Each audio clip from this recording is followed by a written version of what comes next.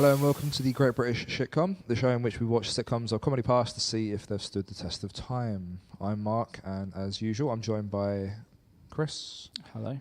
And Peter Swoon / Chris Jones. Hello, right. As ever, this is a nostalgia trip for all the sitcoms of the past. We're not here to talk badly of anything if we can help it. You may remember last week. But we're just here to dig up the lost gems of the past sitcoms. Just got a quick IMDb description of the show we're going to be watching. Is that good with you guys? Sorry for my laziness. Yeah, it's fine. It's fine. Cool, okay. It's not actually, I'm going home. So sorry. Unsubscribe. You probably shouldn't have paid attention to it. But I'll read this and we can edit it out. That's fine. yeah, just start speaking with authority like you've prepared. The trials and tribulations of a dutiful, insecure son and his loyal, long-suffering family who tries to get reacquainted with his eccentric, know-it-all pensioner father after they have spent a long period of time apart. So, Dad is what we're going to be watching today. Run between 1997 and 1999. It's marked as comedy, which is a good start. 13 episodes, and it stars George Cole, who I think is famously known for Minder. I can't think what else. Yeah. And this photo doesn't look like who I remember in this show as being the son, Kevin McNally, playing Alan. Let's find out what Kevin did. He was in Pirates of the Caribbean, so he's doing all right. He was in 4 of them. What else can we see in this? Title music by company Daddy-O. So that's nice. The music's by a company called Daddy-O. Consistent. Yeah, nice consistency. Originally aired in 25th of September 1997. Should we talk about what anyone remembers of Dad? Not their own dad, obviously. That'd be weird for a podcast. Anyone remember the sitcom Dad? Yes. Yeah, as previously mentioned, I was quite an avid fan of Dad as a child. It was a good time. I was about 10 years old. This would have aired about a month after Be Here Now came out. That was a good time. Princess Di had died again a month earlier. That was a sad time. So in many ways, Dad, the sitcom, helped to start to heal the nation after the loss of what I like to call the Queen of Hearts. Yeah. But no, I don't really remember that much about it. I think from memory, I don't know when it would have aired, but it was quite a gentle comedy, I think. And the theme tune's good. Yeah, it's got a lovely theme tune that you did for us previously. Yeah, I did. It was great rendition of that. I remember one bit of this series in particular. I'm hoping it's going to come up in this episode because it'd be a nice nostalgia trip for me.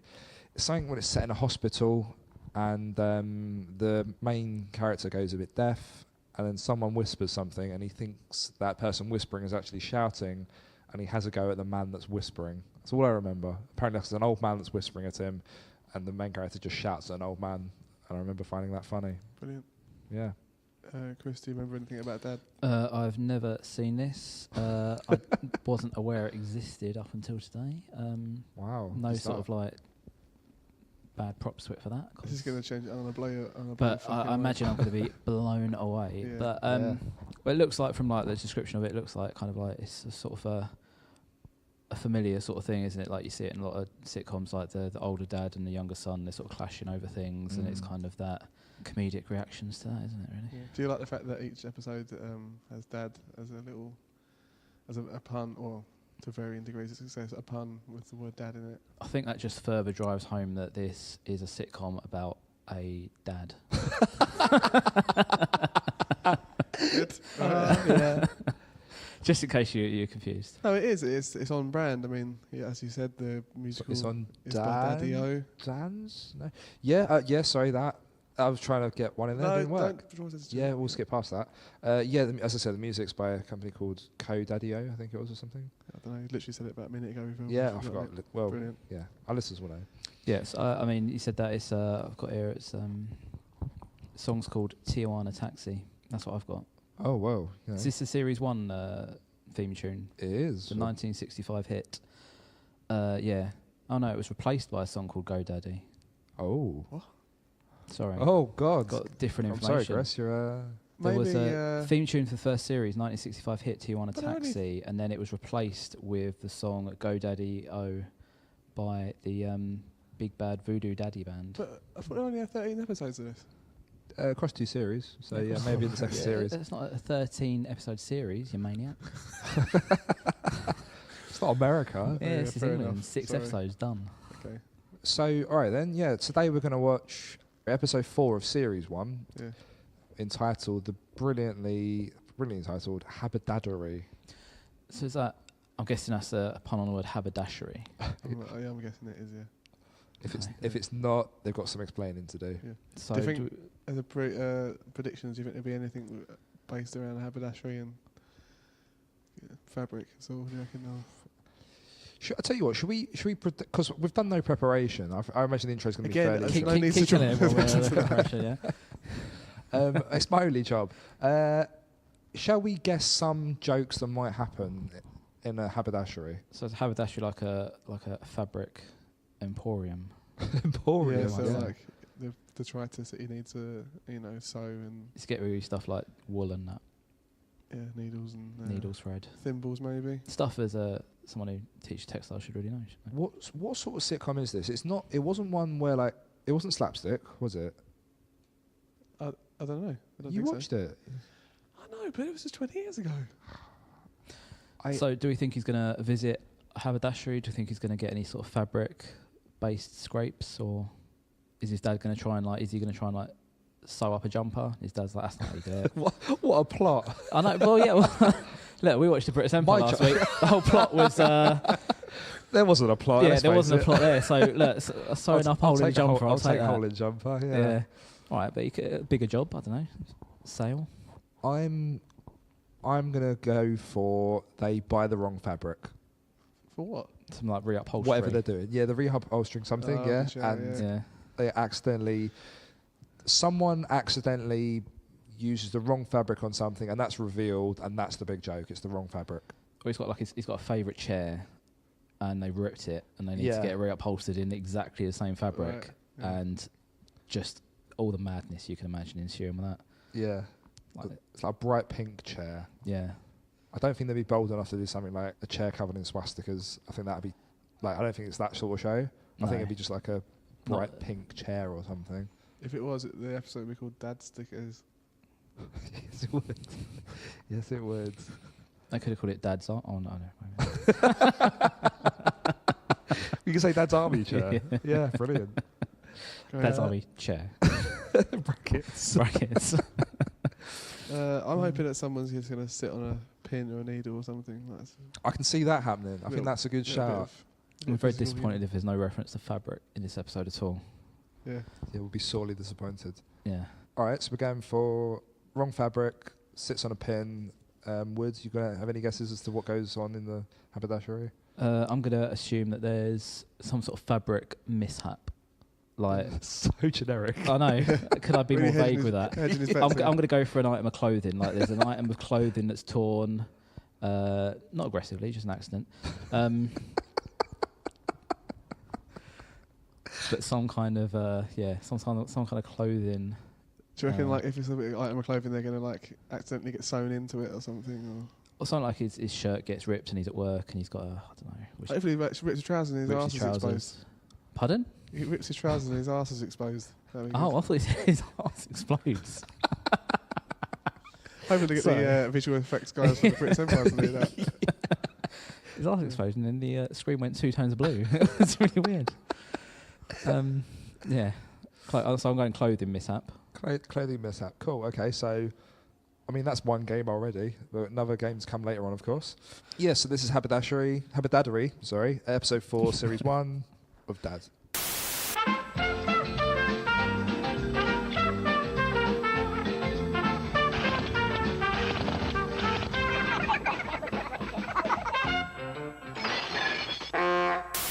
So we just watched episode 4 of series 1, Dads, where the premise was, different generations being the embarrassment factor of that, and that pretty much revolved around types of clothing.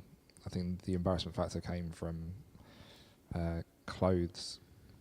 Yeah. And that's where the title nicely was Haberdashery. woven, excuse the Yeah. pun, Mm. was Nice. woven into the haberdashery. So I mentioned first of all, none of our guesses came to fruition. No. Nothing Well, was I don't know. A clothing mishap. a lot Yeah, of but it is you around can't, Come I'm on. not giving you that. It What could do you not mean? Could not be any more vague. But no, there was a mishap with his clothes. Yeah, okay. As in he gave them to a thief that was hanging around. Gave them. He gave them. Yeah. Hold these As for in me. like an unlikely thing, like a thief hanging around, like someone waiting for someone to hand them some clothes in a clothes Yeah. shop and then just add off with them. Yeah, just walked away. I don't know why I wouldn't steal new clothes, but anyway, Yeah, I'm claiming clothes in mishap. yeah, Mishap. I'm good for that. Mishap. So, yeah. so the episode starts with the son and his wife sitting in what looked like a tiny shed. The summer house. So, yeah, good shout out to something else. It really didn't look like a summer house to me. It's just like a shed. I'm aware they're very similar, but it looked like a shed with just like the front taken off. Summer house. It was a tiny summer house. Then I'll concede. But that establishing shot, there was straight away a laugh from the audience. Was that Yeah. because it was raining? Possibly, yeah. Or I don't know. I'm standing by. It was a shed, and that's why they were laughing. Because they were sitting in a shed. Yeah. It wasn't a shed. There were no tools in there. It was a summer house. It's for leisure. That's why there's a radio in there. There were 2 clamps. Because he was fixing his shoes. He got those clamps from the shed and brought them to the summer house. Yeah, just that shot. Yeah. Okay. Yeah, I think intro title was finished, and then there was an establishing shot of the garden and the summer house, and instantly there was a laugh from the audience. But I don't know, because of the quality of the video we watched, it wasn't necessarily able to make out whether it was raining or not. But I think on the soundtrack you'd hear rain. Yeah. So I think that's always hilarious when it rains, isn't it? I mean, they may have been laughing because the basic setup to a good couple of jokes was that he accidentally glued his finger up his nose. So the clamps were being used to repair his shoes, and he'd not waited, he's not cleared the glues from his hands, and he scratched his nose, and his finger was then stuck. So perhaps that's what they were laughing at, first of all. Could you even see that in the first shot? You could. I think so, perhaps. I mean, you could see them sitting in there, and he was sitting with his finger Fair enough. on his nose, so perhaps it was that. I quite like the phrase when the dad came back to join them, he brought in takeaway, and when he started talking about the glue, he described it as a menace to humanity, which is why it was banned. I thought that was quite a nice little phrase to throw in, menace to humanity. So yes, it's quite important to name this again. The dad brought in takeaway, fish and chips, supposedly fairly unhealthy snack, fairly unhealthy dinner. Later on, the son was talking about getting a takeaway with his wife. Yeah. Later on, no consistency there. Flag that. That is true. I mean, but then I think it really nicely sets up, again, as we sort of mentioned earlier, the sort of dynamics between the generations and what they're embarrassed of what they're embarrassed.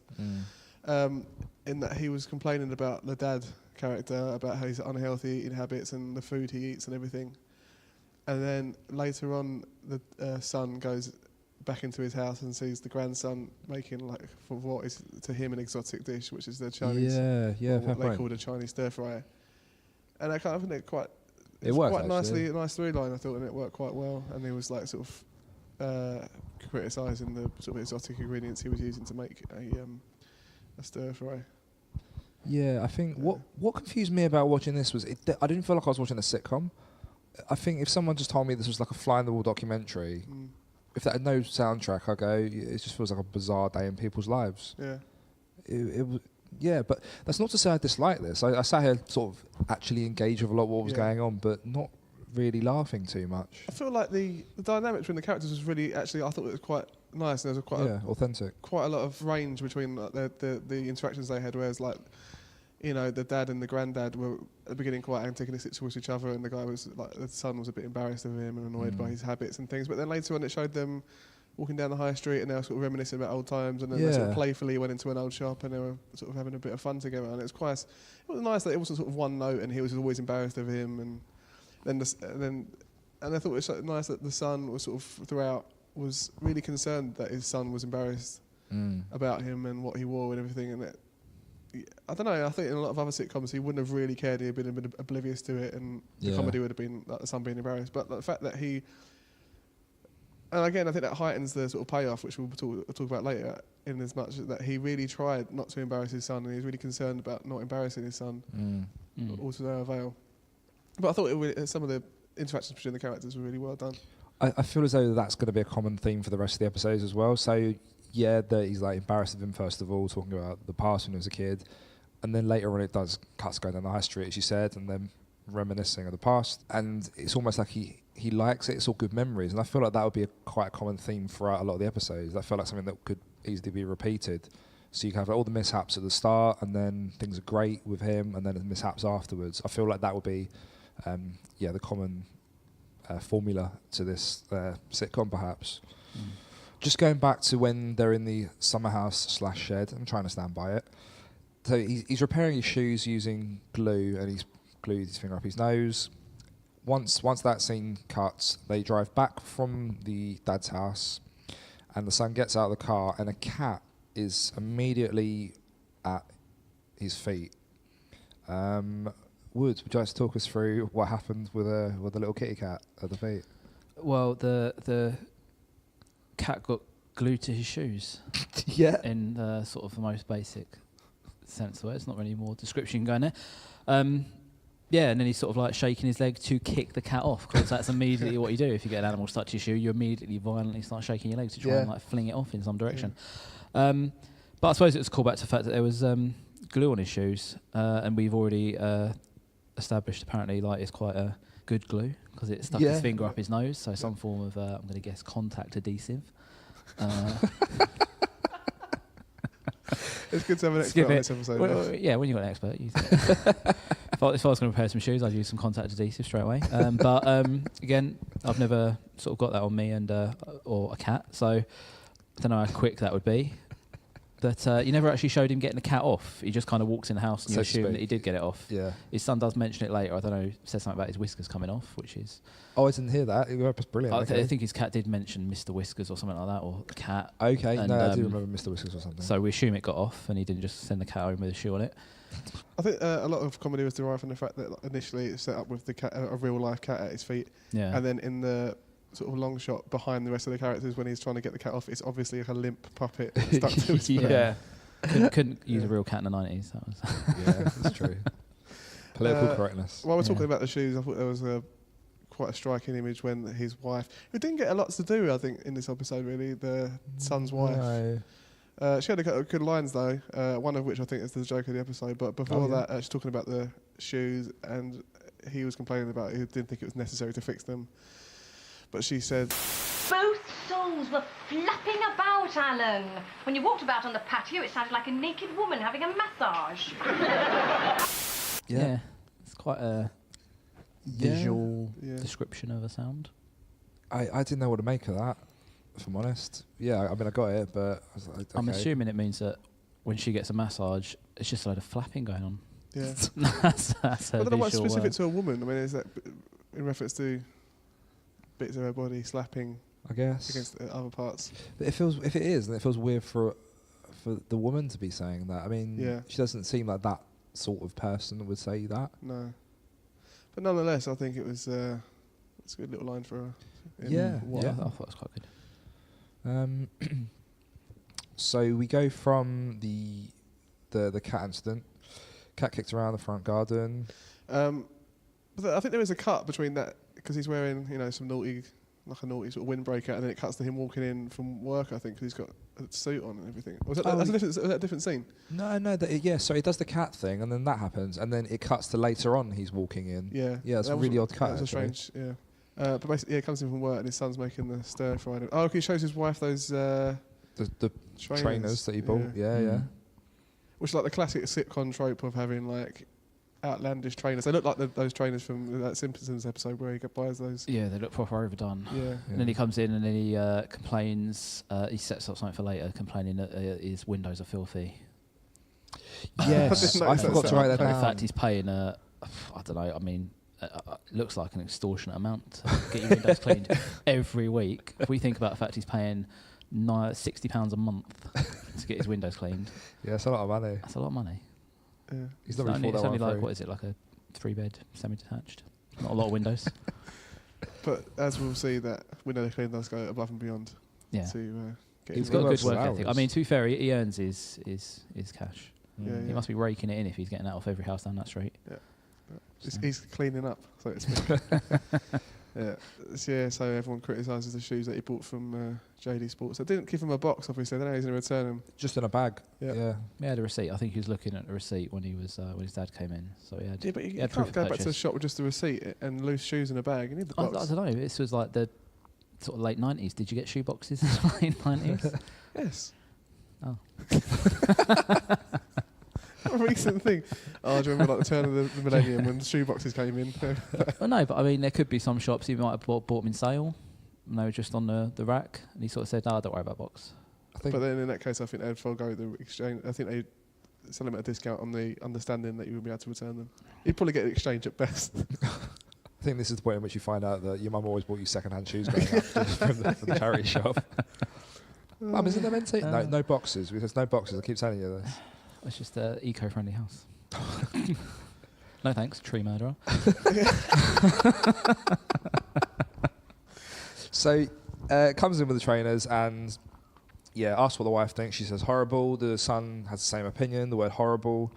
And then the dad/granddad comes in and he has a look and calls them plimsolls, which was lovely use of the word plimsolls. Really enjoyed that. Oh, you bought some new plimsolls, I see. The dad also mentions that he booked a restaurant for them because when they first win the shed/summer house, they said, next week we will take you out for a meal, we'll take you to a restaurant. So the dad booked it, and he booked a really super expensive steak restaurant. And he bought him the pipe cleaner with the 99p the little scraper on thing. the end, the little thing, which again is a thing that you think, what's he doing this for? But then it comes into play. Oh, and then he retrieves a pound coin from down the side of the oven. That was really good, actually. Yeah, I thought that was a nice thing as well about the owing each other money and things. It was 99p. Oh, right. Well, I haven't got any change on me at the moment. Can you change a tenner? Change a tenner? Oh, no. Well, can I owe it to you? Oh, no, I don't believe in owing things. Well, right, just take the 10. But then I'll owe you. Oh, Vincent, have you got a pound? Yeah. Then you'll owe me. It doesn't matter if I owe you. It's Dad who doesn't believe in owing. Oh, what am I talking about anyway? It's a nicely done little bit, I think. Yeah, it all feels like actual things family would say. And that's the thing. It always feels like they've looked at that first before making it funny, almost. That feels really mean to say, but again, I just felt like I was watching a documentary of sorts. I was so engaged with what was going on that I didn't think to look down for Joke of the Week. So I don't actually have anything for Joke of the Week. I've got you covered, don't worry. Yeah, that's fine. But then also, it's another callback because there's a through line of people asking each other if they've got any change, because that's a thing that keeps coming back. When the granddad buys fish and chips at the beginning, the son wants to reimburse him for it, and he doesn't have change, and he asks if you've got any change to his wife, and later on there's another scene where someone asks if you've got any change. So it's a recurring, not necessarily a gag, but it's considered. Everything's considered in the show. So then there's the establishing scene of his wife getting ready for bed, and she says to the off-screen husband that her eyes feel like pincushions, which again is another little keeping with the haberdashery thing. Nice, did not spot that. Which at the time I wrote it down because I thought that would be the only reference to haberdashery in this episode. I was to be proved wrong, but did we know? Yeah. So she's getting ready for bed, and then the husband sort of lurches into the shot, fully clothed in an entire suit, and asks his wife, which is for me the joke of the episode, when he says to his wife, Is this too formal? The pyjamas would get less wrinkled, but I suppose... I thought that was a nice... I think she got some... She didn't have much to do, but what she did get given, she did well. They shared the good lines, yeah. Yeah. So then, again, this is part of him being concerned that he's going to embarrass his son by what he wears, and he's trying to get approval from his wife. Yeah, and then out of nowhere, your friend the window cleaner appears. Yeah, about, I don't know, I guess like, I don't know what time people go to bed, about 9:30 at night. I tried to look at their alarm clock, actually. I couldn't see because the screen was a bit weird. It looked like 6:30 from here, but that can't be right. Well, it could have been early night. I mean, yeah, but the idea is they were in bed, they were talking, and the window cleaner chips in because he's turned up, and then, it's like, oh, blimey. I mean, if we're going to go deep weird. into continuity, the restaurant was booked for 6:30, and that was broad daylight. So yeah, true. Daylight savings time, perhaps. I mean, yeah, that's grasping at straws, but I think that's the joke is that it is quite late. once they're in bed, and then the window cleaner appears. But it's good that they sort of set it up, don't they? So he's going on about his windows being dirty, and then the window cleaner later turns up, the pipes used later, and it's kind of like there's nothing sort of like randomly placed in. Yeah, there's nothing. And the whole left sort of hanging. things about sort of that whole dad embarrassing their son, and I mean it's a true thing. I mean, yeah, I don't know about you guys. Some of the stuff my dad's worn out, I'm like, Oh yeah. Christ, what are you doing? And I'm looking forward to doing that when But you're a dad yourself. when you have your own spawn. Isn't it? So, Drinking that's- from your Father of the Year mug. yeah. That's how most people refer to their children, as spawn. Your own genetic material walking around. Material as well, of course, relevant Material, to yeah, haberdashery. haberdashery. So yeah, then they have the conversation with the window cleaner, and then it cuts the next day to them walking down the high street, and they walk past. Sorry, just Have I before done you it carry on. again? No, before you carry on, that is the part when a window cleaner appears. That's another instance of him asking for change because he wants to pay the window cleaner. Oh wow! Again, I've missed that. Yeah, that's great. Yeah. Sorry, you can carry on. No, depths of this show, beyond me. The only thing I didn't understand, well, it was kind of like they're walking down a high street and it's like the dad or the granddad had planned to go in that shop, whereas like it looked like they'd just stumbled across it, but then when they got into the shop, the granddad was like, "Oh, have you got my trousers?" Yeah. And it turns out he'd like ordered some trousers from that Oh, shop, yeah. and then it was like they didn't have them, and then for some reason he was going to put on a new pair of trousers to go to the restaurant, despite the fact he was wearing trousers, and that's why we had sort of Yeah. the last sort of scene. Yeah, for the fact that this episode was called Haberdashery, like there wasn't that much of a haberdashery featuring in it. Oh, there was. Come on. Well, the theme. The entire final third is based around clothing mishaps. Clothing mishaps. Yeah. Okay. So they go into Mr. Nigel's, the gents outfitters, and the son remembers when he was a kid, and he starts loving it first of all, and then he notices some items of clothing that his dad wore when he was a kid, such as the sandals he used to wear with the brown socks. The trousers that he's ordered aren't ready, so the shop owner starts suggesting other items of clothing that he could wear. He picks out some red trousers, a blue jacket, pink shirt, and a bow tie. But the dad all of a sudden shows signs of having a stroke. That was a I thought he was strange. having a heart attack. Yeah. Yeah, his left arm. Yeah, his No, arm left was numb. heart attack. Sorry, Yeah. yes. I thought that was going to be the. Yeah. That was a strange shift in tone. I thought it was going to go down that road of him being taken ill. Yeah. There must have been another reason he couldn't have tried those clothes on, rather than sort of hinting at a... Well, what I was wondering when that happened was, is that something that is again going to be consistent throughout the episodes, and that'd be the overarching thing for the series, and that We've got massive health complications in it. Yeah.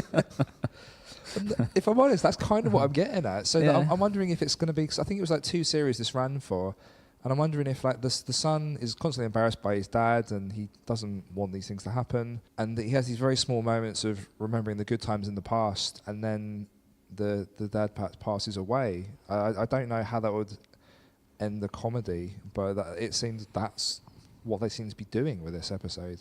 In my memory, I thought that the dad character lived with the family, but maybe that's something that happens later on. Oh, perhaps, yeah.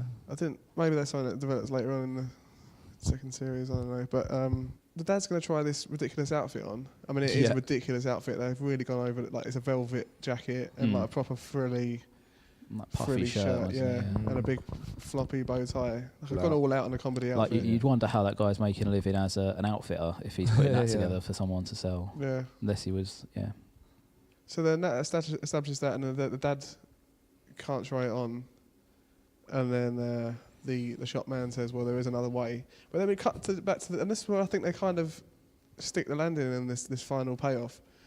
Whereas I feel because it cuts back to the restaurant, and it's the wife and the grandson waiting for the 2 guys to come to the restaurant, and they're waiting in the restaurant for them to arrive, and then it sort of heightens the potential for the payoff in having this grandson's friend working there, and then some of what presumably his friends, some attractive girls that are his own age, really heightening potential for embarrassment that may happen later on.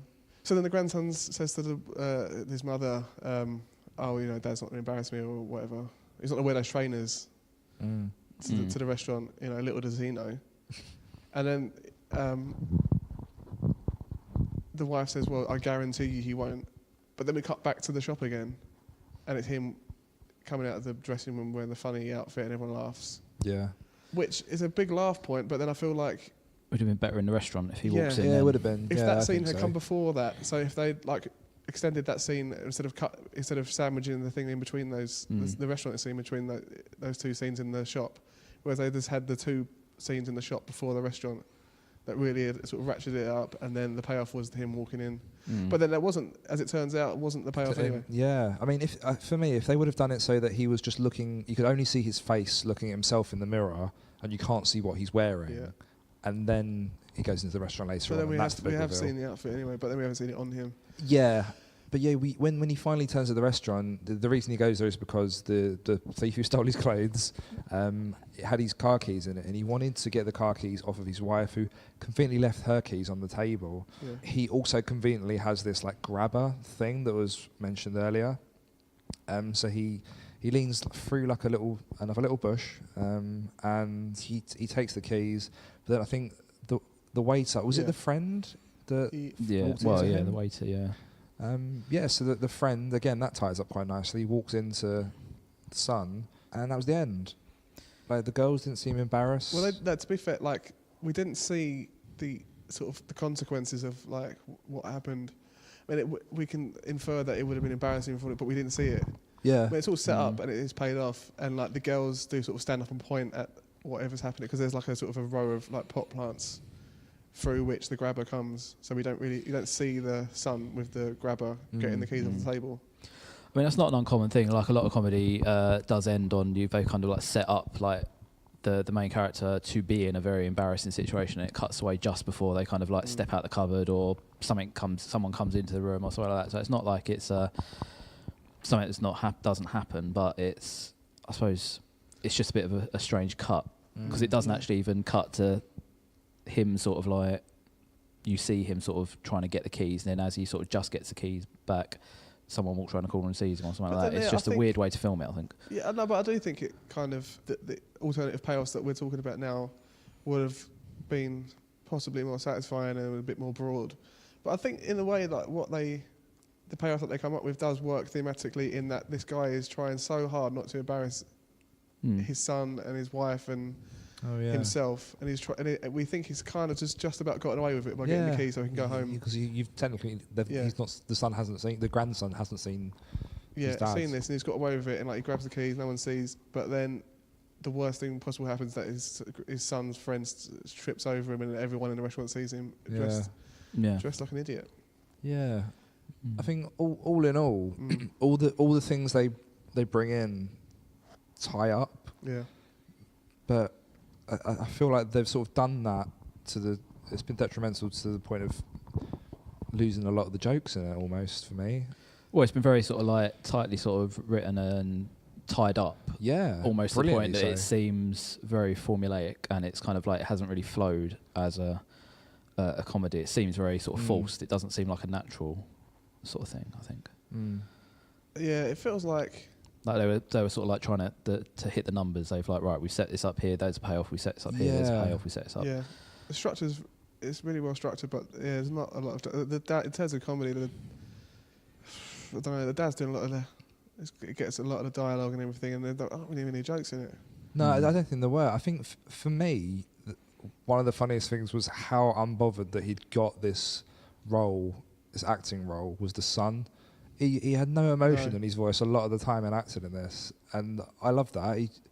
It's like he just didn't give a shit about it. But then I think that comes into like the whole the interactions between the family are, relatively speaking, for a sitcom of this era, like quite naturalistic, and he could possibly in another kind of sitcom see the son being properly cartoonishly teenage. Yeah, but which he wasn't. But he just had there was no like change in his pitch of his voice or anything. It was like very one level. I found that. Yeah, I found that in itself quite funny. Yeah, but overall, like, I think it's like I said at the beginning. Like, I did remember it as being gentle, and I think that stood to be true. It was a very gentle comedy. It wasn't. It wasn't like inflammatory or offensive or anything. There was like nothing Well, let's see something. cat lover.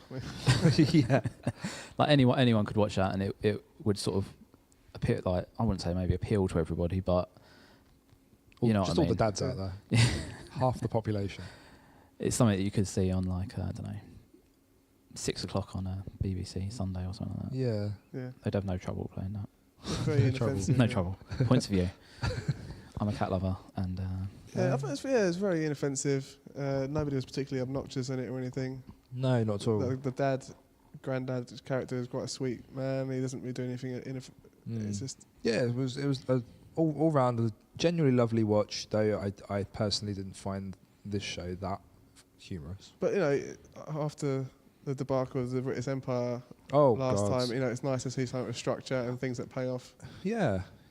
I felt as though this was going somewhere, and it consistently did. Like I don't know which other shows we're going to do in the future, but I think it'll take some going to find a show that's got this much consideration into making everything tie up. Fair. I mean, there's like 5 or 6 things they throw into this, and everything made sense by the end of it. Yeah. So, Chris hadn't heard or seen of this sitcom before this. How do you feel coming out the other side? yeah, I mean, it's good. Yeah. Brilliant. I don't know. I mean, Great reviews as always. it's not like I'd watch it and I'm thinking, right, blimey, right, straight into Amazon, I've got to get the rest of Dad, or I'm going to sit and do a marathon box set this weekend. Yep. Up all night. It's kind of like, yeah, it's all right. It is what it is. Yeah. Yeah. Right. I think that's the most glowing review, I think. Thank you. All right, then. Should we go straight into the game that we had? Go on then. What's the game? So, well, I mean, you came up with it, but do you want me to introduce it still? Yeah, go on then. You're the host. So, every episode except for one is a pun with the word dad in it. We watch Habadadery. Habadadery. Dab. Okay. Thanks. And yeah, basically, we're going to do some dad-based puns that could be potential episodes. And what, we'd have to have a premise for it, or just... Why not? Yeah. So, yeah, the pun and then what that episode would be about, I suppose. Right, okay, yeah, go on. Yeah. Does anyone want to go first? I mean, I'll take it if not. Go on Yeah, then. go on, Mark. Yeah. I'm going to improv this premise, but Dadly Weapon. And the dad gets hold of like a shipping container of toxic waste or something, and he ends up getting his car crushed in like a big car crusher, and the son's like, oh no, not that car, and then the son's car gets crushed by mistake, and then I don't know where that was going. Deadly Weapon. Good. Yep. Sounds good. Good. It's a bit of a uptake from the clothing-based mishap we just watched. But I could see Yes. Clothes. Deadly one Weapons. week you've got the wrong clothes. Next week I've got all this toxic waste in a thing. Don't know what happened. Son's like, oh, Dad, where's this come from? Well, funny story. flipping hell, Grandad, all that radioactive waste in your garden. Shall I go next? Yeah, go on then. Yeah, okay, mine's more of a discussion-based episode, and it's anti-disestablishmentarianism.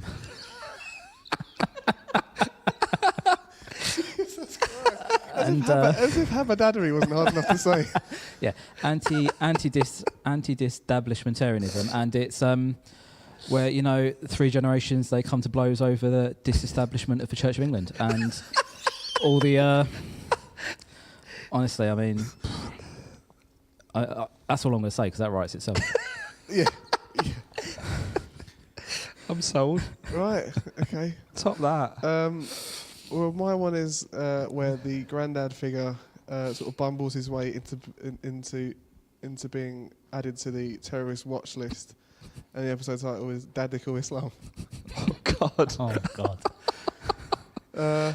I mean, this is pre, 9/11 and the whole vilification of Muslims in general. But I think nowadays, if we were to revamp the show, that could be something that could be sort of topical. I think start a Facebook group, try to bring it back. Yeah. Silence. Yeah. Rightful silence. Brilliant. Well, I think I clearly lose that one. Didn't enjoy my one at all. Yeah, I mean, your sentence literally trailed off. Yeah, I didn't know what I was going for. All I had was Dadly Weapon.